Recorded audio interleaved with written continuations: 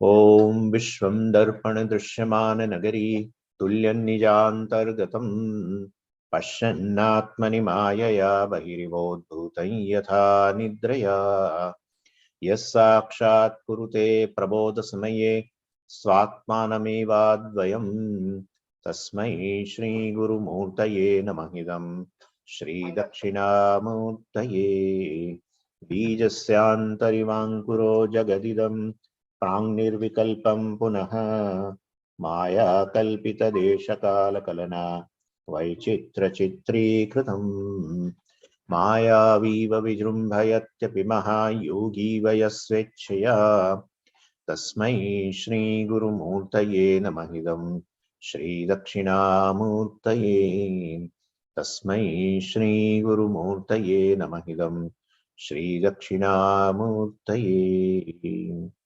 Om Sahana Bhavatu Sahanau Bhunaktu Sahavīnyam Karavāvahai Tejasvinavadhitamastu ma vidvishavahai Om Shanti Shanti Shanti Sadashiva Samarambham Shankaracharya Madhyamam Asmadacharya Paryantam Vande Guru Paramparam Om Om Parthaaya Pratibodhitam Bhagavata Narayanena Swayam Vyasena Gratitam Purana Munina Madhye Mahabharatam Advaita Mritavarshinim Bhagavatim Ashtadasha Adhyayinim Ambatva Manusandadhami Bhagavad Gite Bhavadveshinim Yam Brahma Runendra Rudra Marutaha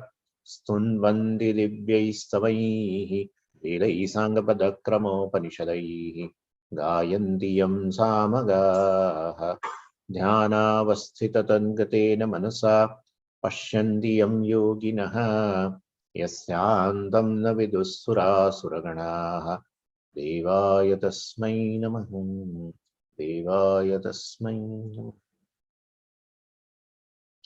Verse number 7.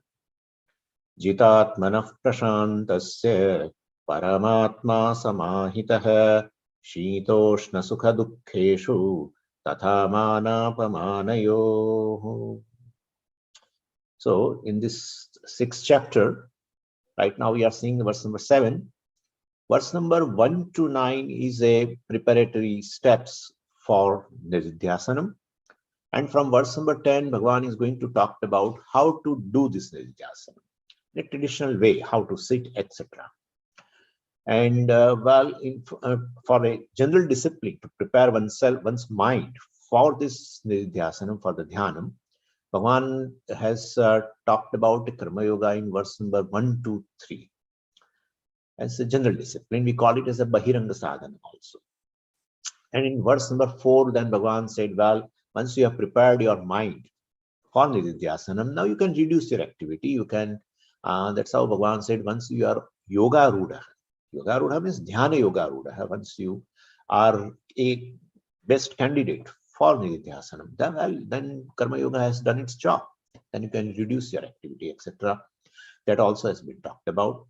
And then verse 5 to 9 is a maintenance of this a sadhana chatushtaya sampatti which you have acquired through Karma Yoga. Because that if, and especially Shamadhi Shatka sampatti, which is very essential, Shamadama, etc. I mean, of the mind is very essential for the Nididhyasanam. So the maintenance of sadhana chatushtaya sampatti also is very essential. That Bhagavan talks about from verse number 5 to 9. So Karma Yoga Upasana has given you sadhana chatushtaya sampatti, but maintenance also is a required until one gains a nishtha. Anyway, so this is a general outline what we are seeing right now. And Bhagavan is talking about a general preparations to be followed by a meditator, which I called as a Bahiranga sadhana. I have used this word also before. And 4 such disciplines are there which helps. Samanya sadhanam, Bahiranga sadhanam, which helps a person for Nididhyasanam, which will make you a successful dhyata.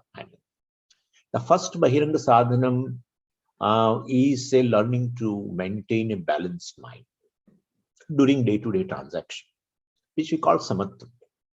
So if the mind reacts very violently during day-to-day transactions, then these reactions will be registered in the mind.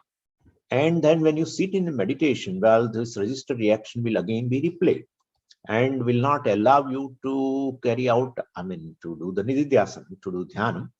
And therefore, avoidance of these violent reactions is a discipline number 1, which we call samatvam. And one can maintain this samatvam by following karma yoga, which we have talked about in 3 verses, also first 3 verses, as well as in chapter 3 also it has been talked about. Then the second general discipline which helps you for nididhyasana is, which of course Bhagavan highlights here, is a atma kripa. We call in English as a self-confidence. We know there are 4 types of graces which helps a person till one gains moksha. And that is, first is a Ishvara kripa. Grace of Ishvara is very essential in this path. Then grace of scripture, shastra. Then grace of a teacher who teaches you. And the 4th is the grace of oneself, means which is self-confidence. And they say any other grace, well, will be useful once you have the grace of yourself. Means if you have a self-confidence, definitely you can successfully gain this moksha. So this atma kripa or self-confidence, which is required, that's a general discipline required in nididhyasana also. Then the third discipline, well, Bhagavan talks about is a self-effort. So if a person is a fate-oriented basically, or a destiny-oriented person, then he can, basically you don't put your efforts. So such a person, the destiny-oriented person, we call it as a fatalist. Well, he is going to resign everything to destiny. So such people argue also, if God will definitely wants me to get liberated, then I will get liberation. If God does not want me to get liberated, I will not get liberation. So in any case, the effort is useless. Self-effort is useless. That's they want to convey. Basically, so God decides, if God decides that if I will be liberated, then my effort is not required. And if God has decided that I should not get moksha, etc., well, then also, effort is useless. And therefore, basically, in any case, so they say, I need not do anything. It's a very fatalistic approach. Bhagavan does not accept this approach, and very beautifully said in verse number 5, you know also very well, that uddharet atmana atmanam, etc. Uddharet, one has to basically lift oneself. Self-effort is very, very essential. Individual effort alone will help in tapping the grace of Ishvara, Shastra, and teacher also. So this is a third thing, self-effort. So first is samatvam. What all these general disciplines help, which help basically for nididhyasana, in that these 3 things we have already seen. Samatvam. The second is a self-confidence, atma kripa, and third is a self-effort. And the 4th one, well, Bhagavan talks about is a self-management, self-mastery, you can say. Very, very important discipline. Atmana atmanam uddhare, Bhagavan said. So what do you mean by this self-mastery? Well, every organ that is given to me is an instrument given by the Lord. It's a gift from the Lord. And so physical body is an instrument. And then sense organs of knowledge, action, they are also instruments. Mind is a very wonderful instrument, because all instruments, and they function differently, but all help you, well, to acquire this goal of moksha, etc. And mind is a wonderful instrument. Intellect is a very powerful instrument. So using these instruments, I can accomplish anything, any purushartha. I can accomplish dharma, I can accomplish artha, I can accomplish kama, even I can accomplish moksha also. So all these 4 purusharthas which are accessible to the human being can be acquired by these all instruments. And therefore, if one really wants a moksha, then I should be willing to put this basically instruments into proper use. which requires first the organ should be, this instrument should be healthy in themselves. An unhealthy mind, unhealthy body, while unhealthy sense organs, while unhealthy intellect cannot accomplish anything. In fact, they become burden. That's what Bhagavan said in the 6th verse. Bandhu atma atmanah tasya yenatmaiva atmana jitah anatmanastu shatrutve vartet atmaiva shatruvat. So Bhagavan said very beautifully that any instrument, that it can be our friend or can be our foe in any way. So I gave you I think this verse we saw last time, and I gave you the example of a knife. Knife is an instrument, right? And it is, or electricity or any other instrument. Well, if you know how to handle it, how to manage it, how to operate it, well, then they are friendly. If you don't know how to handle them, well, they are all these instruments are basically like enemies. So because this question generally arises, one and the same instrument, how can be friendly and how can be inimical? Well, it is possible. So one and the same instrument can be a friend to you if it is used properly, if you manage it properly. If it is a well directed, well, then it can be friendly to you. If it is not well directed, if it is not managed properly, the same instrument, like knife, I gave you example, right? Knife, if you use it properly, it is friendly. Cut vegetables, whatever. If you can't manage, if you don't know how to use it properly, well, you can cut your finger instead of vegetable. So one and the same instrument under certain conditions can be friendly, or in opposite conditions it can be inimical also. So basically all this, so self-mastery means this. Mastery generally indicates like a control of all the instruments, but it is a well direction. If you direct it in a proper manner, and to direct them in a proper manner, they should be healthy. Any instrument which is healthy, I mean, will not be a burden. If physical body is healthy, let us say, it is not a burden. Unhealthy body is a burden. Same way, if mind also, healthy mind is, well, you don't look upon it as a burden. It's a friendly to you. If it is unhealthy mind, a reacting mind, etc., well, etc., it becomes a burden to you. Ashantasya manobhara.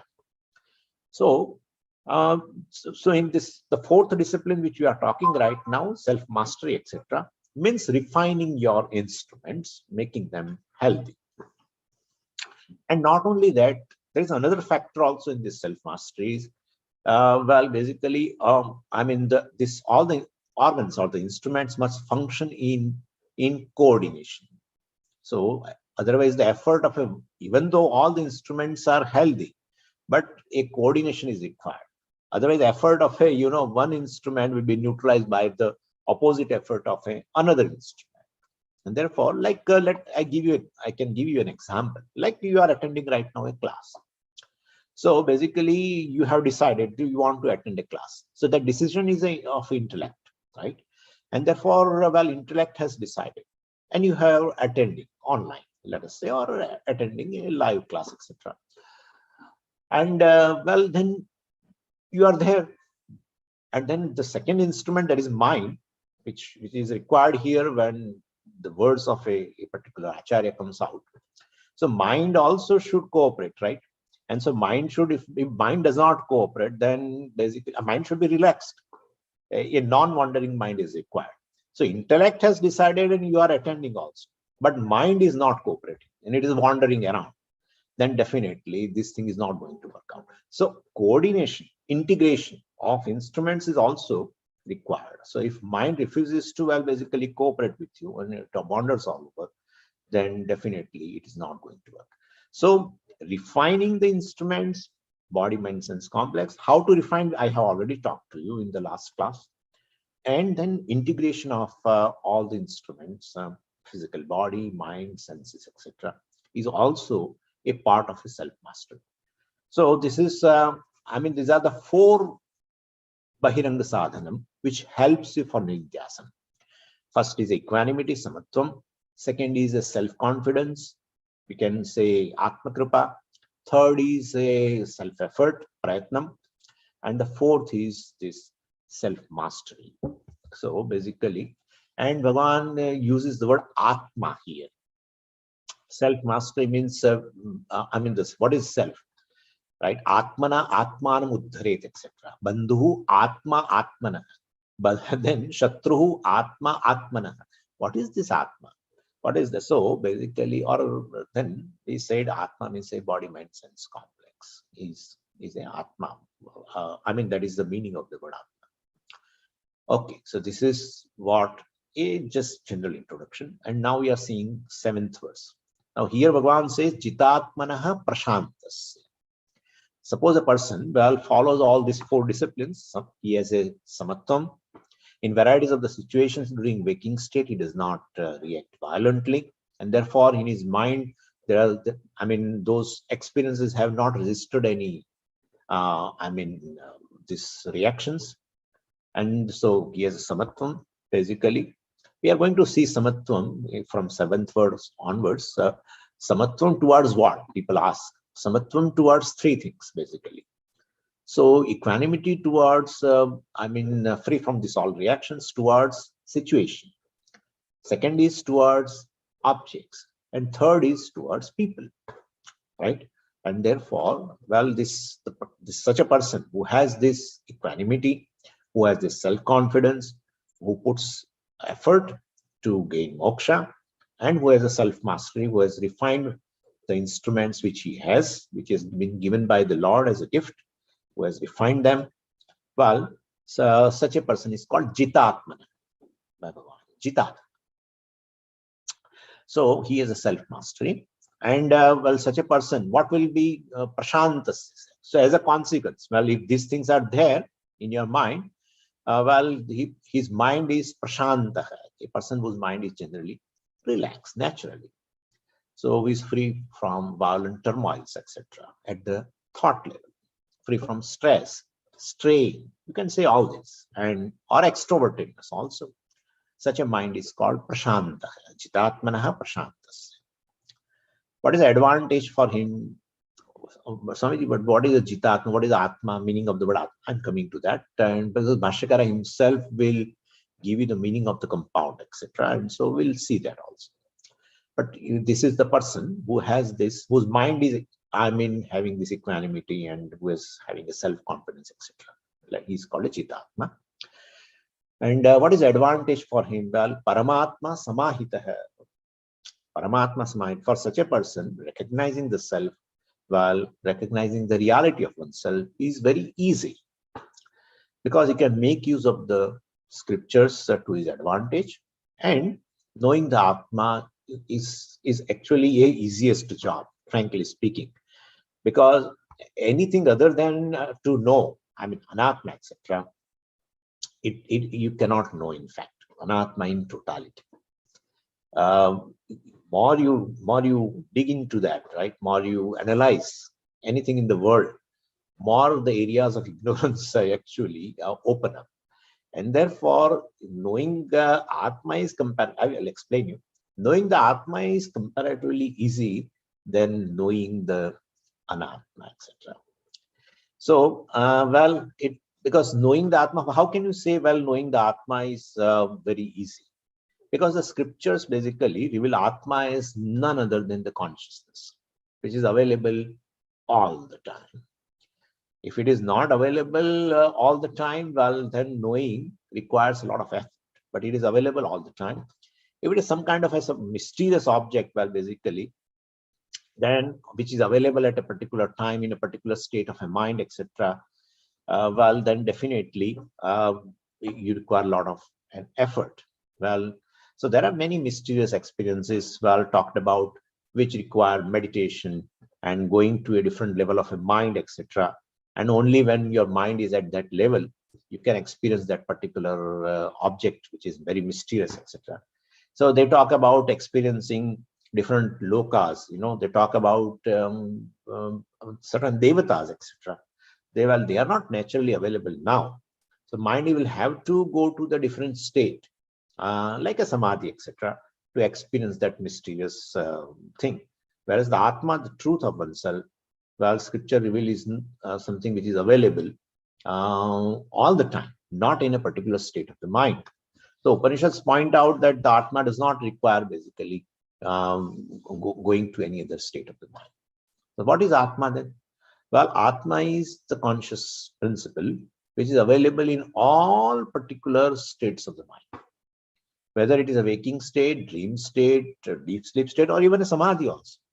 People talk about this turiyam, etc. Turiyam also is avastha they talk about. Turiyam and then turiyatitam and turiyatita, etc., etc.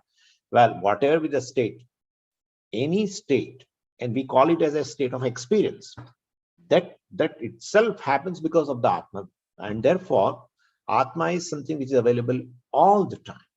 And in what form it is available? Well, it is available in the form of consciousness.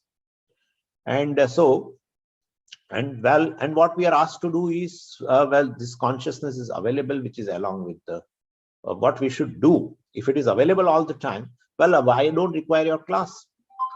If it is available, Atma is available as a consciousness all the time, I don't require your class. Well, then I am experiencing myself as Atma. That's correct. But basically, what still effort is required is what?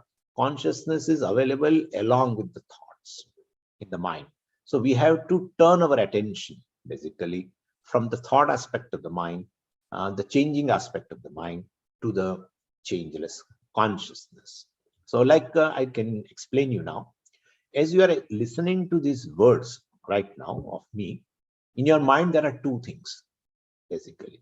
As you are listening to my words, in your mind, thoughts are occurring, and every word is definitely creating a thought, a concept in your mind, and you are grasping that thought, you are understanding or not understanding. Sometimes it is possible that some words we may not understand, but a thought definitely occurs.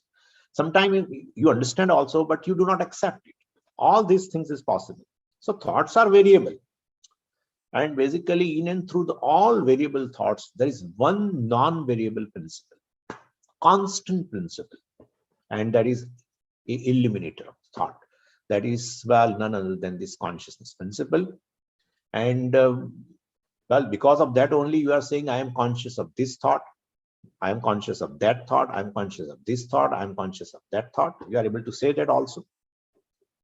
And therefore, basically, so the thoughts keep varying, but the consciousness does not vary. It's a constant principle.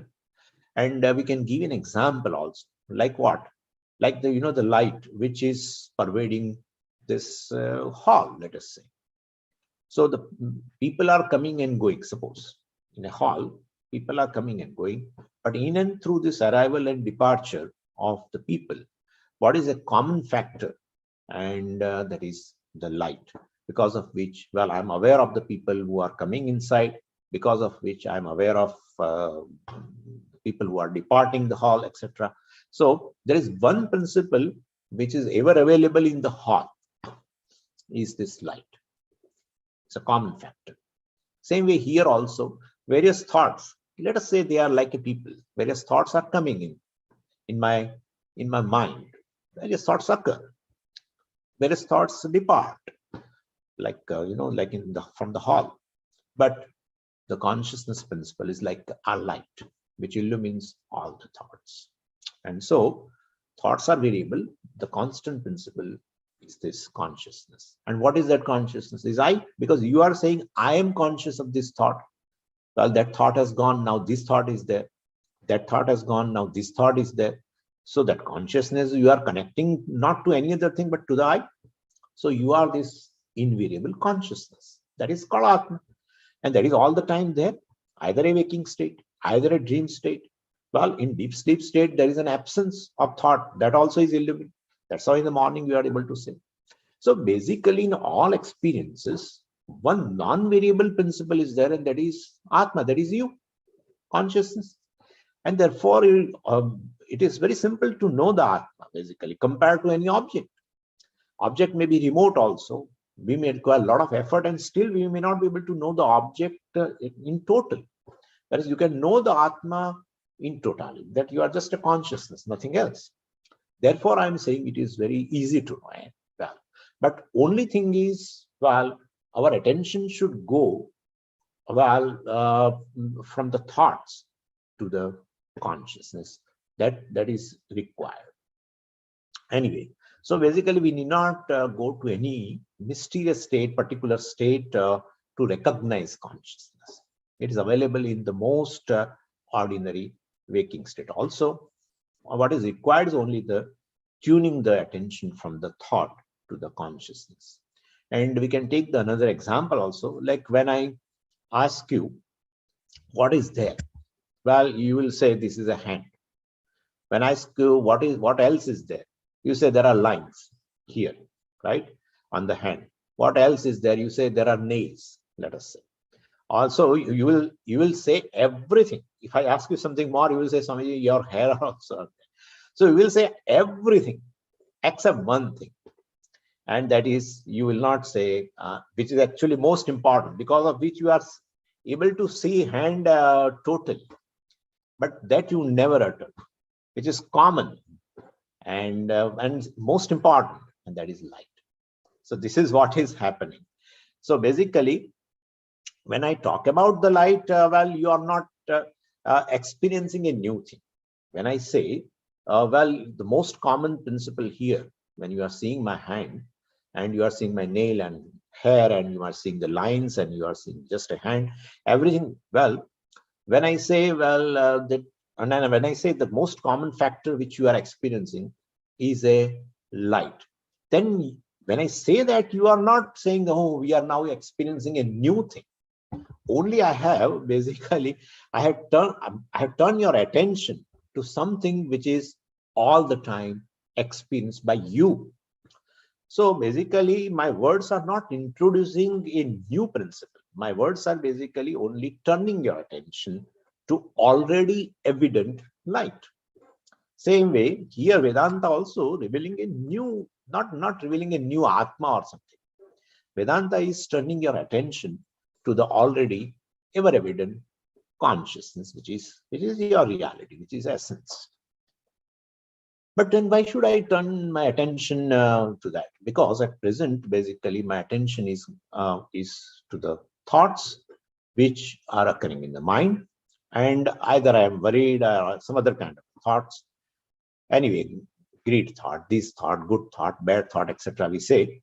So instead of turning my attention to a particular thought of mine, I am turning my attention to the consciousness by listening to the scriptures through the teacher, etc. And because of which, well, every thought is illuminated. So if somebody asks you what is Vedanta, well, it is switching the attention from the changing thoughts to the changeless consciousness. In fact, here, we give an example of a light and hand and everything, but there the example has its own limitation. Light is as real as the hand.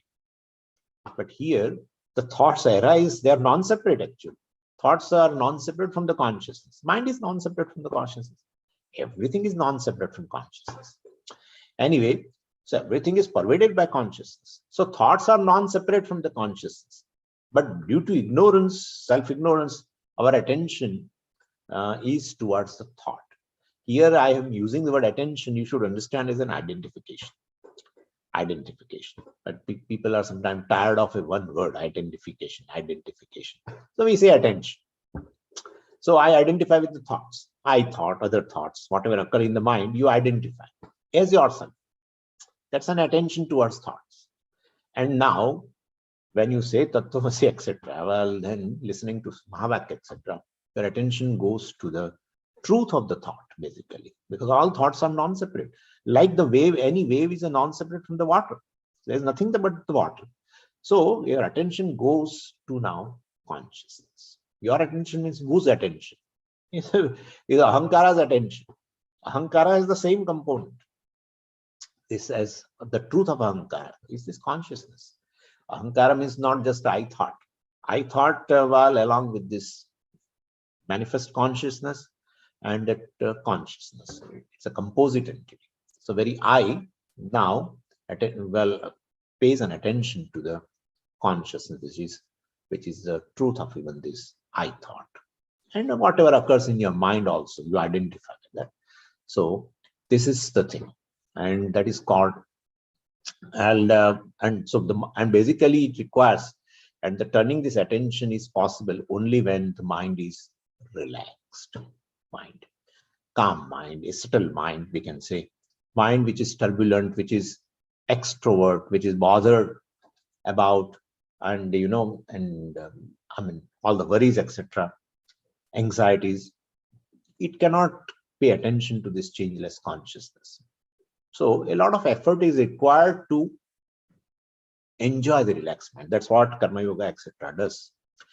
And we call it as a mind which is having a sadhan chatushte sampatti also. We can say that way.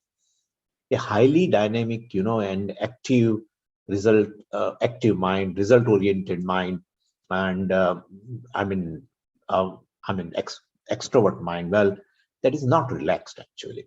So Vedanta requires a mind which is prashanta. That's how Bhagavan uses the word prashantas. Jitatman prashantas, who is an introvert also, and prashantas, who is able to pay attention to the truth of oneself, truth of the thoughts, and that is consciousness.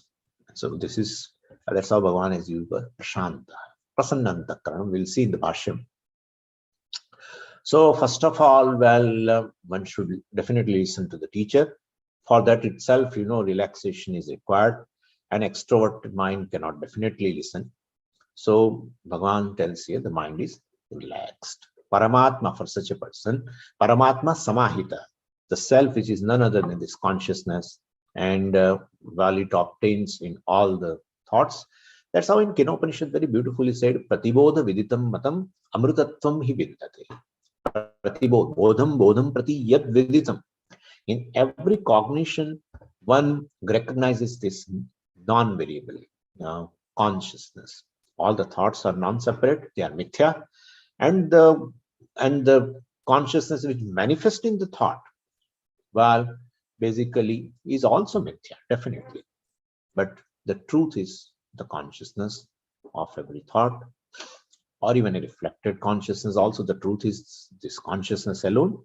And while yad viditam, one who knows that I am that consciousness, which is a invariable principle in all cognitions. While amrutatvam hi vindate, Upanishad says, when he becomes free, he gains a freedom, because consciousness is free from the effect of time, place, and any other thing. So Atma is evident all the time. Consciousness is evident all the time. You do not have to do any special meditation to experience the Atma. Just as I have to pay the attention to this consciousness, I have not to do a special meditation to experience the Atma. Atma is all the time experienced, because of which every experience is possible, either of a waking state, dream state, or even a samadhi, etc., or a state of sleep also. So just as I do not have to do some special meditation to recognize the light, because the light is experienced in and through every experience. Similarly, the consciousness also does not require any special state of a mind or any special meditation. It is all the time available. So basically, the Nidhyasana meditation is required to pay attention to this consciousness, rather than claiming this body, mind, sense complex is myself. Well, one claims oneself to be the consciousness, Atma, because the orientation is all the time saying, I am the body, I am the mind, I am the senses, etc. So Nidhyasana has a role, definitely, to pay attention to this. So Krishna says, samahita. Well, samahita, ever evident. And well, the person who has basically a relaxed mind, and to such a person who Paramatma samahita, who knows the Paramatma, the Brahman, as oneself, ever evident self, one who knows that, if you ask such a person, well, that when is this consciousness evident? Well, that person will ask a counter question: when the consciousness is not evident. In fact, missing the consciousness requires effort. You can't miss it. To miss the consciousness, you need consciousness. Therefore, it is not possible. So samahita, some means here samyak, very, very evident, clearly evident. Let's say samyak means clearly evident to this person. Who is that person? Jitatman, who has this fourfold disciplines, which I talked to you. One who has a equanimity in various situations, equanimity towards objects, equanimity towards various people, who is a atma, who is a self-confident, who believes in self-effort, and one who is self-mastery, one whose organs are refined, free from raga, etc., free from the impulsive modes, basically. Well, such a person, Paramatma Samahita, for such a person, Paramatma is very, very clearly evident all the time experience in form of a consciousness. And this recognition has, this recognition has to be done in two stages. We'll talk about that. The first stage is this turning the attention from thought to the consciousness, turning the attention from the ahankara to the consciousness, which is the truth of the ahankara, like turning the attention from the hand to the light by my words. Similarly, in your mind also, changing thoughts are there, changeless consciousness is there. So, well, basically, Vedanta is shifting the attention from the changing thought to this changeless consciousness principle, which is witness. Witness consciousness, we call it. Witness, all the time witness. Atma is not to put any effort to be witnessed. Just being a self-evident consciousness, everything is witnessed automatically. Every thought and everything is witnessed. What you generally people do is what? Now I am witness. With a sankalpa, they try to become witness. You should not become witness. You are ever-evident consciousness. You are nitya sakshi of every thought, because every thought is non-separate from you. And therefore, you are ever-evident sakshi of all the thoughts. Anyway, so the recognition of this, all pervading consciousness as oneself has to be done in two stages. First thing is turning the attention from the changing thoughts to changeless consciousness. That's the first step. And the second test, which is a second step and which is more important, is when I recognize this consciousness or turn my attention to this consciousness, well, sometimes its tendency is that I am the body, mind, sense complex, and now I have a consciousness. This is our initial approach. Well, I am body, mind, sense complex, and I have a consciousness which illumines my thoughts. No, it's not. In second step, what is to be done is, well, you train your mind and reverse the approach. Not that you are the body, mind, sense complex and you have a consciousness. It's not correct. Well, you have to reverse the claim that I am the consciousness, well, principle with a body, mind, sense complex as a incidental instrument, well, used by me. This is a biggest shift, and this kind of a shift requires nididhyasana. So, in fact, meditation is meant for this particular shift. I have to change this orientation. Naturally, that's how we, in a class, we always listen and we become clear. Yeah, I am consciousness. And as I get up, definitely, immediately I say I'm body, mind, sense complex, because of self-ignorance, which is beginningless. So, taking this body, mind, sense complex as oneself is very, very natural. It has, and so that orientation is broken by nididhyasana. That's how many of our people, they are very clear about all these things. What are the things involved in Vedanta? All nuances they know. Still, they continue to have this notion that I am body, mind, sense complex. And therefore, they say we are not getting the benefit of this knowledge. Well, because this orientation has not been broken by nididhyasana. That's the thing. So this meditation helps basically to change the shift. So recognition of oneself as a Paramatma, as a Brahman, all-pervading consciousness has two things.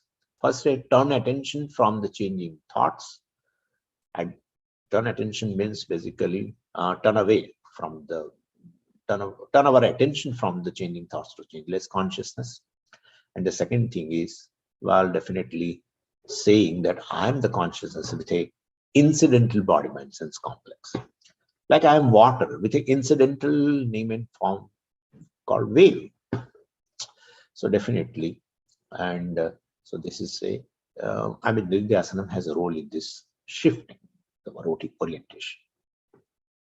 That's how the definition of, if you see the definition of a atma in our Tattva Bodha also, sthula sukshma karana sharirat vyatiriktah, avasthatraya sakshi panchakosha vilakshanaha, etc., etc., sachidananda sarupa santishtati saha atma, etc.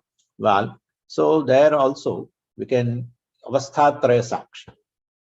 So, well, in our day-to-day experience, avastha means here the states of experiences. So, in our day-to-day experiences also, while this consciousness, atma, is ever present in waking, dream, and deep sleep state. During deep sleep state, we exist, but we do not transact. But the end of transaction is not an end of my existence. That we should know very well. If end of transaction is end of existence, while during sleep, then I'm dead. But I know that during sleep also I'm not dead. I was continuously present in a deep sleep state. I am very much alive, even though I do not do any transaction. So, and you can extend it to the death also. So, if I do not, after death also, I do not transact. But non-transaction is not non-existence. And therefore, I exist all the time. So, in absence of body, mind, sense complex, I mean, in absence of an identifying with the body, mind, sense complex, still I exist. And therefore, if it happens even in a deep sleep state, even after death, well, the body, mind, sense especially the physical body has gone. And well, then still I continue to exist. So because I'm free from body, mind, sense complex. I'm not the body, mind, sense complex. It's just an incidental medium. It's a costume for me to do transaction in a waking state or in a dream state. So transactions come and go. The transacting instruments also come and go.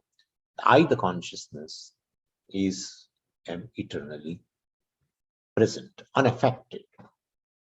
So this is called atma jnana. But where is in the verse? Paramatma samahita. For such a person, jitatma, for a person who has a self-mastery, well, etc., and whose mind is now prashantaha, who is enjoying the mind, which is very calm, such as free from stress, strain, worry, etc., while he is able to appreciate this in a nididhyasanam, and that this Paramatma is samahita, means aparokshataya. Bhashyakara is going to say he knows the Paramatma as oneself. This is called discovering the real I, basically. It's called owning the real I. And when I own up this real I, well, what is the benefit I get? So Bhagavan says, samahamavati.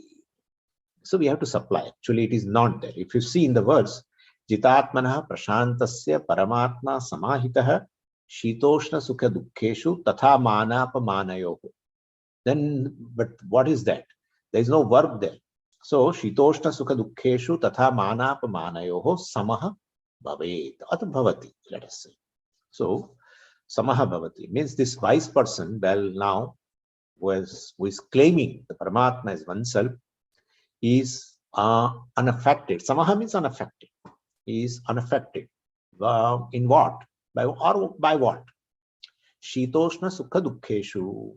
This wise person is unaffected by the pairs of opposites happening in the life, like heat and cold, favorable and unfavorable conditions, etc.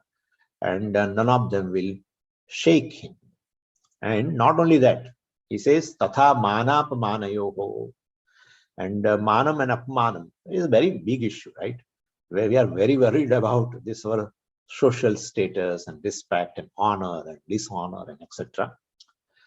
So, well, this person is naturally unaffected In our case, well, when there is a self-ignorance, will we try to neutralize, reactions towards the other person who is dishonoring, etc. Or if any honor is there, well, we elate, our mind is elated, well, we try to neutralize it also, and by pratipaksha bhavana, etc. So that is all effort.